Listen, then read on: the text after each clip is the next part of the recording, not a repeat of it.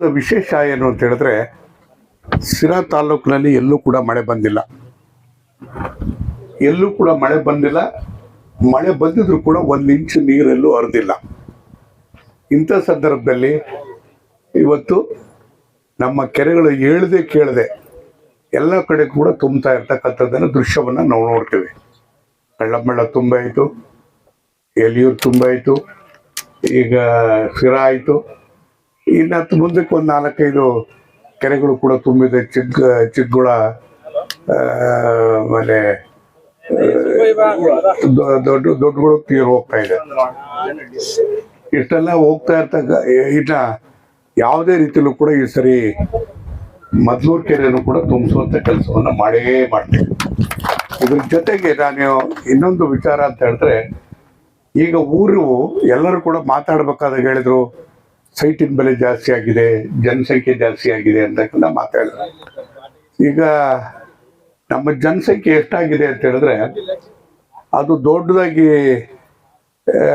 ಸುಮಾರು ಇವತ್ತು ನಮ್ಮ ಲೆಕ್ಕಕ್ಕೆ ಸಿಗ್ತಕ್ಕಂಥದ್ದು 1 ಲಕ್ಷಕ್ಕೂ ಹೆಚ್ಚು ಜನ ಇದ್ದಾರೆ ಇವತ್ತು ಸಿರಾದಲ್ಲಿ. ಅಂದರೆ ಎಲ್ಲಿಂದಲೂ ಬಂದು ವಿದ್ಯಾಭ್ಯಾಸಕ್ಕೋಸ್ಕರ ಬಂದು ಮಕ್ಕಳನ್ನ ಓದಿಸ್ಕೊಂಡು ಇಲ್ಲೇ ಇರ್ತಕ್ಕಂಥವ್ರು ಹೋಟೆಲ್ ಇಷ್ಟ ಸೇರಿಲ್ಲದೆ ಇರ್ಬೋದು, ಆದರೂ ಕೂಡ ಇಲ್ಲಿ ವಾಸ ಮಾಡ್ತಾ ಇರ್ತಕ್ಕಂಥವ್ರು. ಈ ಥರ ಜನಸಂಖ್ಯೆ ನೋಡಿದ್ರೆ 1 ಲಕ್ಷಕ್ಕೂ ಹೆಚ್ಚು ಜನ ಆಗ್ತಾರೆ.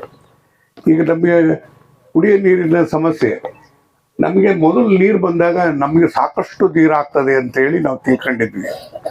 ಈಗೇನಾಗಿದೆ ಅಂದರೆ, ನಾನು ಇದೊಂದೇ ಇದಲ್ಲ, ಹೇಮಾವತಿನೇ ಅಲ್ಲ, ಬೇರೆ ಬೇರೆ ನೀರು ತರಬೇಕು ಅಂತಕ್ಕಂಥ ಯೋಚನೆ ಕೂಡ ಮಾಡಿದೆ. ಅದಕ್ಕೆ ನಾನು ಯಾವ್ಯಾವುದೋ ಸಂದರ್ಭದಲ್ಲಿ ಹೇಳ್ತಿದ್ದೆ ನಮ್ಮ ತಾಲೂಕಿನ ತ್ರಿವೇಣಿ ಸಂಗಮವನ್ನು ಮಾಡ್ತೀನಿ ಅಂತೇಳಿ. ಅದು ಯಾವ ಕಾರಣದಿಂದ ನಾನು ಹೇಳ್ತಿದ್ದೆ ನನಗಂತೂ ಅರ್ಥ ಆಗ್ತಿರಲಿಲ್ಲ. ಅದೇನೋ ನನ್ನ ಬಾಯಿಗೆ ಬರ್ತಿತ್ತು, ನಾನು ಹೇಳ್ತಾ ಇದ್ದೆ. ಇವತ್ತು ಎತ್ತಿನಹೊಳೆ ಬರ್ತಾ ಇದೆ ಮತ್ತು ಭದ್ರಾ ನೀರು ಕೂಡ ಬರ್ತಾ ಇದೆ. ಆ 3 ನದಿ ನೀರುಗಳು ಬಂದಾಗ ಅದು ತ್ರಿವೇಣಿ ಸಂಗಮ ಆಗ್ತದೆ. ಆಗ ನಾನು ನನ್ನ ಪ್ರಯತ್ನಕ್ಕೆ ಯಶಸ್ಸು ಸಿಗೋದಕ್ಕೆ ಸಾಧ್ಯ ಆಗ್ತದೆ. ಅದಾದಾಗ ಈಗ ಅದು ಯಾವ ರೀತಿಯಾಗಿದೆ ಅಂತಕ್ಕಂಥದ್ದು ನಾನು ಹೇಳಬೇಕು ಅಂತಂದರೆ, ಎತ್ತಿನಹೊಳೆ ಯೋಜನೆ ಮತ್ತು ಭದ್ರಾ ಮೇಲ್ದಂಡೆ ಯೋಜನೆ ಹರಿಯೋದಕ್ಕೆ ನಾನೇ ಸಂಪೂರ್ಣವಾಗಿ ಕಾರಣೀಭೂತನಾಗಿದ್ದೆ. ಆಯಾ ಸಂದರ್ಭದಲ್ಲಿ ಆಯಾ ಮುಖ್ಯಮಂತ್ರಿಗಳನ್ನು ಉಪಯೋಗಿಸ್ಕೊಂಡು ಅವರ ಒಲವನ್ನು ಇಟ್ಟುಕೊಂಡು ಅವ್ರ ಜೊತೆಯಲ್ಲಿ ಇದ್ದುಕೊಂಡು ಕೆಲಸ ಮಾಡಿ ನೀರು ತರೋ ಅಂಥ ಪ್ರಯತ್ನವನ್ನು ಕೂಡ ನಾವು ಮಾಡಿದ್ವಿ. ಈಗ ನಾವು ಗಮನಿಸ್ಬೇಕಾಗಿರ್ತಕ್ಕಂಥದ್ದು, ನಾನು 2008ರಲ್ಲಿ ಸಿರಾಕ್ಕೆ ಬಂದಾಗ ಅದು ಇಲ್ಲಿನ ಜನಸಂಖ್ಯೆ ಬರ್ತಕ್ಕಂಥದ್ದನ್ನು ನೋಡಿ ಅದನ್ನು ಒಂದು ಪ್ಲ್ಯಾನಿಂಗ್ ಏರಿಯಾ ಅಂತ ಮಾಡಿಸ್ದೆ. ಅದಕ್ಕೆ ಈಗ ಮೊದಲನೇ ಅಧ್ಯಕ್ಷ ಆಗಿದ್ದಂಥವ್ರು ಅಲ್ಲಬಕ್ಷರು, ಅದಾದಮೇಲೆ ಪ್ರಧಾನ್ ನಾಗರಾಜ್ ಅವರಾದರು, ಅದಾದಮೇಲೆ ಈಗ ಮಂಜುನಾಥರು ಆಗಿದ್ದಾರೆ. ಮತ್ತು ಇದನ್ನು ಇನ್ನೂ ಬೆಳಿಬೇಕು ಅನ್ನೋ ಕಾರಣಕ್ಕೋಸ್ಕರ ಇವತ್ತು ಪ್ರಪ್ರಥಮವಾಗಿ ಕರ್ನಾಟಕದಲ್ಲಿ ಯಾವುದಾದ್ರು ತಾಲೂಕಿನಲ್ಲಿ ಒಂದು ನಗರಸಭೆ ಆಗಿರ್ತಕ್ಕಂಥ ಪ್ರದೇಶವನ್ನು ನಗರಾಭಿವೃದ್ಧಿ ಪ್ರಾಧಿಕಾರ ಆಗಿರ್ತಕ್ಕಂಥದ್ದು ಯಾವ್ದಾರು ಇದೆ ಅಂದರೆ ಅದು ಸಿರಾ ಮಾತ್ರ. ಇವತ್ತು ಎಷ್ಟು ಅದಕ್ಕೆ ಇರತಕ್ಕಂಥದ್ದು ಅಂದರೆ 1,23,000 ಜನಸಂಖ್ಯೆ ಇರತಕ್ಕಂಥ ಈ ಪ್ರದೇಶಕ್ಕೆ ಇವತ್ತು ಒಂದು ಪ್ರಾಧಿಕಾರ ಆಗಿರ್ತಕ್ಕಂಥದ್ದು. ಆ ಪ್ರಾಧಿಕಾರ ಆದಾಗ ನೀರು ಎಷ್ಟು ಬೇಕಾಗ್ತದೆ ಅಂತಕ್ಕಂಥದ್ದನ್ನ ಅಂದಾಜನ್ನು ನೋಡಿದಾಗ ನಮಗೆ ಈ ನೀರು ಸಾಲದು ಬರ್ತದೆ. ಅದಕ್ಕೆ ನಾವೇನು ಮಾಡಬೇಕು ಅಂತೇಳಿ, ನಾವು ಎತ್ತಿನಹೊಳೆ ನೀರನ್ನ ತರಬೇಕು ಅಂತೇಳಿ ನಾನು ಹಿಂದೆ ಪ್ರಯತ್ನ ಪಟ್ಟು ನಾನು ಮಂತ್ರಿಯಾಗಿದ್ದಂಥ ಸಂದರ್ಭದಲ್ಲಿ ಅದನ್ನು ತರುವಂಥ ಪ್ರಯತ್ನವನ್ನು ನಾವು ಮಾಡಿದ್ವಿ. ಆದರೆ ಎಲ್ಲೋ ಒಂದು ಕಡೆಗೆ ನಾನು 5 ವರ್ಷ ಇಲ್ಲದ ಕಾರಣ ಆ ನೀರು ಬಳಕೆನೂ ಆಗಲಿಲ್ಲ. ಅದು ಯಾವ ರೀತಿಯಾಗಿ ಉಪಯೋಗಿಸ್ಬೇಕು ಅಂತಕ್ಕಂಥದ್ದು ಕೂಡ ಅದು ಅರಿವು ಕೂಡ ಬರಲಿಲ್ಲ. ಅದೆಲ್ಲದಕ್ಕಿಂತ ಹೆಚ್ಚಾಗಿ ಹಿಂದಿನ ಸರ್ಕಾರದಲ್ಲಿ ಏನಾಗಿತ್ತು ಅಂದರೆ, ಆ ನೀರು ಬೇರೆ ಕಡೆಗೆ ಅಂದರೆ ಗುಬ್ಬಿ ತಾಲೂಕಿನ ಬೇರೆ ಬೇರೆ ಕಡೆಗೆ ನೀರನ್ನ ಹಂಚಿ ಮಾಡ್ತಕ್ಕಂಥ ರೀತಿಯಲ್ಲಿ ಆ ಪ್ರಯತ್ನನೂ ಕೂಡ ಆಗಿತ್ತು. ಅದೆಲ್ಲ ದೈವ ಶಕ್ತಿ ಅಂತ ಕಾಣ್ತದೆ. ನಾನು ಮತ್ತೆ ಬಂದ ಪ್ರಯತ್ನ, ನಾನು ತಂದಂಥ ನೀರು ಎಲ್ಲೋಯ್ತು ಅಂತೇಳಿ ಹುಡುಕಿದಾಗ ಅದೇನೂ ಆಗಿಲ್ಲದೆ ಬೇರೆ ಕಡೆ ಹೋಗ್ತಾ ಇರ್ತಕ್ಕಂಥದ್ದನ್ನು ನೋಡಿ ಮತ್ತೆ ವಾಪಸ್ ತರುವಂಥ ಕೆಲಸವನ್ನು ಮಾಡಿ ಮೊನ್ನೆ ದಿವಸ ಅಂದರೆ 4ನೇ ತಾರೀಕು ನಾನು ಒಂದು ಸಭೆಯನ್ನು ಕೂಡ ಮಾಡಿದೆ. ಎಲ್ಲ ಅಧಿಕಾರಿಗಳನ್ನು ಕರೆಸಿ ಒಂದು ಸಭೆಯನ್ನು ಕೂಡ ಮಾಡಿದೆ. ಈ ವಿಚಾರವನ್ನು ನಾನು ಇವತ್ತು ಹೇಳಲೇಬೇಕು ಅನ್ನೋ ಕಾರಣಕ್ಕೋಸ್ಕರ ಇವತ್ತು ಮಾಧ್ಯಮದವರೆಲ್ಲರೂ ಕೂಡ ಬರಲೇಬೇಕು ಅಂತೇಳಿ ನಾನು ಆಯುಕ್ತರಿಗೆ ಹೇಳಿದ್ದೆ. ಜಿಷನ್ ಅವ್ರಿಗೂ ಕೂಡ ಹೇಳಿದೆ. ಇವತ್ತು ಬಂದಿದ್ದಾರೆ ಅಧಿಕಾರಿಗಳು ಮತ್ತೆಲ್ಲರೂ ಕೂಡ ಇದ್ದಾರೆ. ಎಲ್ಲರೂ ಕೂಡ ನನ್ನ ಹೆಸರು ಹೇಳಕ್ಕೆ ಹೋಗೋದಿಲ್ಲ. ಬಹುಶಃ ಇವತ್ತು ನಮಗೆ ನಾನು ಇವತ್ತು ನಾನೊಂದು ನಡವಳಿಕೆಗಳನ್ನ ಮಾಡಿದೆ. 4ನೇ ತಾರೀಕು 9ನೇ ತಿಂಗಳಲ್ಲಿ, ಅಂದರೆ ಈ ತಿಂಗಳಲ್ಲಿ 4ನೇ ತಾರೀಕು ಒಂದು ಮಾಡಿ ಹೇಮಾವತಿ ನೀರು ಕೊರತೆ ಬೀಳ್ತದೆ ಅಂತೇಳಿ. ಅಂದರೆ ನೀರು ಎಷ್ಟು ಕೊರತೆ ಬೀಳ್ತದೆ ಅಂದರೆ ನೀರು ಸಾಕಾಗೋದಿಲ್ಲ ನಮಗೆ, ಊರು ಬೆಳೀತಾ ಇದೆ.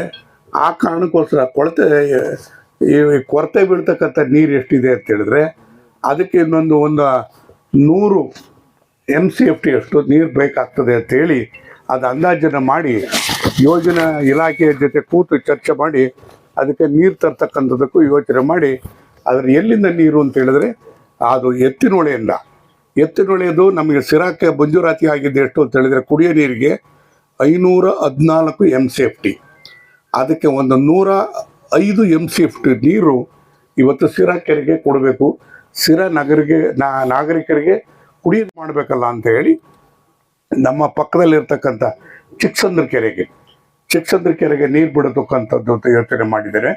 ಮತ್ತು ಮೇಲ್ಗಡೆ ಇರ್ತಕ್ಕಂಥ ದೊಡ್ಡಗರ ಕೆರೆಗೂ ಕೂಡ ನೀರು ಕೊಡಬೇಕು ಅಂತಲೂ ಕೂಡ ಮಾಡಿದ್ದೇನೆ. 400 MCFT ನೀರು. 400 MCFT ನೀರು ಅಂತಂದರೆ ಎಷ್ಟಪ್ಪ ಅಂದರೆ ಈಗ ನಾನು ಹೇಳ್ತಾ ಇರ್ತಕ್ಕಂಥದ್ದು 500 MCFT ನೀರು ಎಷ್ಟು ಅಂತ ಹೇಳಿದ್ರೆ ಸುಮಾರು 5,000 ಎಕರೆ ಭತ್ತ ಬೆಳೀತಕ್ಕಂಥ ನೀರಿಗೆ 500 MCFT ಅಂತ ಕರೀತಾರೆ.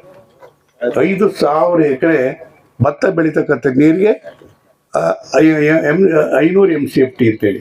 ಆ 500 MCFTನಲ್ಲಿ 100 MCFT ಮುಂದೆ ಬರ್ತಕ್ಕಂಥ ಜನಸಂಖ್ಯೆ ಎಷ್ಟು ಅಂತಂದರೆ 2045ಕ್ಕೆ ಈಗ ಈಗ 2025 ಇನ್ನು 20 ವರ್ಷಕ್ಕೆ ಎಷ್ಟಾಗ್ತದೆ ಅಂತಂದರೆ 2 ಲಕ್ಷ ಆಗ್ತದೆ ಜನಸಂಖ್ಯೆ. 2 ಲಕ್ಷ ಆದಾಗ 2 ಲಕ್ಷಕ್ಕೆ ಆ ಮುಂದಿನ ಜನಸಂಖ್ಯೆಗೆ ನೀರು ಕೊಡಬೇಕು ಅನ್ನೋ ಕಾರಣಕ್ಕೋಸ್ಕರ ಈಗಲೇ ಪ್ರಯತ್ನವನ್ನು ಪಟ್ಟು ನೀರು ಕೊಡ್ತಕ್ಕಂಥ ಕೆಲಸವನ್ನು ಕೂಡ ನಾನು ಮಾಡಿದ್ದೇನೆ. ಮತ್ತು ಇದ್ರ ಜೊತೆಗೆ ಈಗ ನಾವು ಇದನ್ನು ನೋಡಿದಾಗ ಬಹುಶಃ ನನಗೆ ಅನಿಸ್ತದೆ, ಆವಾಗ ರಂಗನಾಥಪ್ಪನವರು ಶಾಸಕರಾಗಿದ್ದಂಥ ಸಂದರ್ಭದಲ್ಲಿ ನಾನು ಅವಾಗ ಕಳ್ಳಂಬಳ್ಳದ ಶಾಸಕ ಅಷ್ಟೇ. ನಾನು ಮಂತ್ರಿಯಾಗಿದ್ದೆ, ಕಳ್ಳಂಬಳ್ಳಿ ಶಾಸಕನಾಗಿದ್ದೆ. ಸಿರಾಕ್ಕೆ ನನಗೇನು ಸಂಬಂಧನೂ ಇರಲಿಲ್ಲ. ಅಂದರೆ ಸಂಬಂಧ ಇರಲಿಲ್ಲ ಅಂತ ಹೇಳಿದ್ರೆ ಆದರೂ ಕೂಡ ಆ ಸಿರಾಕ್ಕೆ ನೀರು ಕೊಡಬೇಕು ಅಂತಕ್ಕಂಥ ತೀರ್ಮಾನವನ್ನು ಮಾಡಿ ನಾನು ಪ್ರಯತ್ನಪಟ್ಟು ನೀರು ತರುವಂಥ ಕೆಲಸವನ್ನು ಮಾಡಿದ್ವಿ. ನೀರು ಬರುವಂಥ ಸಂದರ್ಭದಲ್ಲಿ ಹೇಗೆ ಮಾಡಬೇಕು, ಕೆಲಸ ಮಾಡಿಸ್ಬೇಕು ಅನ್ನೋ ಟೈಮ್ನಲ್ಲಿ ಅದು ಸಾಕಷ್ಟು ವಿರೋಧಗಳಿತ್ತು. ಆ ವಿರೋಧಗಳನ್ನ ಎದುರಿಸಿ ರಂಗನಾಥಪ್ಪವ್ರಿಗೆ ಹೇಳಿದ್ವಿ, ನೀವು ಯಾರಿಗೂ ಹೇಳಕ್ಕೆ ಹೋಗಬೇಡಿ, ಬೆಳಗಿನ ಜಾವ ಹೋಗ್ಬಿಟ್ಟು ಪೂಜೆ ಮಾಡಿಬಿಡೋಣ. ನಾವಷ್ಟೇ ಒಂದು ಕೆಲವೇ ಜನ ಹೋಗಿ ಪೂಜೆ ಮಾಡಿಬಿಡೋಣ. ಅವ್ರಿಗೆ ಮಾತ್ರ ಗೊತ್ತಾಗಬೇಕು, ನಾವು ನೀರು ತರೋದು ಯಾರಿಗೂ ಗೊತ್ತಾಗಬಾರ್ದು ಅಂತೇಳಿ ಬೆಳಗಿನ ಜಾವ ಬಂದು ಇಲ್ಲಿ ಪೂಜೆ ಮಾಡಿಬಿಟ್ಟು ಹೋಗಿ ನೀರು ತರೋವಂಥ ಕೆಲಸವನ್ನು ಮಾಡಿದ್ವಿ. ಇವತ್ತು ಇದ್ರ ಜೊತೆಯಲ್ಲಿ ಈಗ ಇನ್ನೊಂದು ಸುಮಾರು 185 ಕೋಟಿ ಯೋಜನೆಯನ್ನು ಮಂಜೂರಾತಿ ಆಗಿದೆ. ಆ 85 ಕೋಟಿನಲ್ಲಿ ಇದ್ರ ಪಕ್ಕದಲ್ಲೇ ಇನ್ನೊಂದು ಇದೇ ರೀತಿಯಾದಂಥ ವಾಟರ್ ಟ್ಯಾಂಕ್ ಬರ್ತದೆ. ಪ್ರತಿಯೊಂದು ಮನೆಗೂ ಕೂಡ ನಲ್ಲಿ ನೀರು ಬರ್ತದೆ. ಅದನ್ನೆಷ್ಟಿಸೊಳಗಾದರೆ ಇನ್ನು 1 ವರ್ಷದಲ್ಲಿ ಪ್ರತಿಯೊಬ್ಬರ ಮನೆಗೂ ಕೂಡ ನಲ್ಲಿ ನೀರು ಬರ್ತದೆ. ಯಾರು ಕೂಡ ಹೊರಗಡೆ ಬಂದು ನೀರು ಹಿಡಿಯತಕ್ಕಂಥ ಪ್ರಶ್ನೆ ಇಲ್ಲ. ಅದಕ್ಕೆ 85 ಕೋಟಿ ಖರ್ಚಾಗ್ತಾ ಇದೆ. ಅದ್ರ ಜೊತೆಗೆ ಅದು ಸಾಲದು ಅನ್ನೋ ಕಾರಣಕ್ಕೋಸ್ಕರ ಇನ್ನೊಂದು 25 ಕೋಟಿಯನ್ನು ಕೂಡ ಮಂಜೂರಾತಿಯನ್ನು ಮಾಡಿಸೋದಕ್ಕೂ ಕೂಡ ಪ್ರಯತ್ನ ಪಟ್ಟಿದ್ದೀನಿ. ನಾನು ದೆಹಲಿಯಲ್ಲಿ ಇರ್ತಕ್ಕಂಥ ಹಿನ್ನೆಲೆಯಲ್ಲಿ ಇನ್ನು ನಿಮಗೆ ಯಾರಿಗೂ ಕೂಡ ನೀರು ಹಿಡಿಬೇಕು ಅನ್ನೋಂಗಿಲ್ಲ. ಮನೆಯಲ್ಲೇ ನೀರು ಬರುತ್ತೆ. ಯಾವಾಗ ಬೇಕಾದ್ರೆ ನೀರು ಬಿಟ್ಕೋಬೋದು, ಯಾವಾಗ ಬೇಕಾದ್ರೆ ನೀರು ಕುಡಿಬೋದು, ಬೇಡ ಅಂತ ನಿಲ್ಲಿಸ್ಬೋದು. ಆ ರೀತಿಯಾದಂಥ ವಾತಾವರಣವನ್ನು ತರ್ತಕ್ಕಂಥ ಕೆಲಸವನ್ನು ಇವತ್ತು ನಾನು ಮಾಡಿದ್ದೇನೆ.